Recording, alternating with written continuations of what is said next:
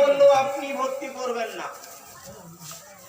আজ মুসলমানের ইমানের কমজোরি, আজ মুসলমান নিজের আমল এবং ইমানকে ছোট করে দিচ্ছে নিজে। আজ যদি আপনার একটা সন্তান কবরস্থানের সাইড দিয়ে পেরিয়ে যায়, কতটা সৌভাগ্য জানেন? একটা মাস্টার যদি কবরস্থানের সাইড দিয়ে পেরিয়ে যায়, একটা মাস্টার যদি কবরের ওপর দিয়ে পেরিয়ে যায়, শরীয়ত বলবে এই মাস্টার সাহেব কবরের উপর দিয়ে আপনার হাঁটার অনুমতি নাই। আছে?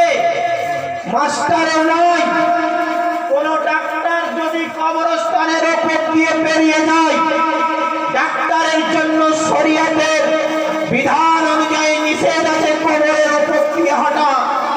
কোন ইঞ্জিনিয়ার যদি হাঁটতে হাঁটতে যায়, শরীয়ত বলবে না না তুমি কবরের ওপর দিয়ে যেও না।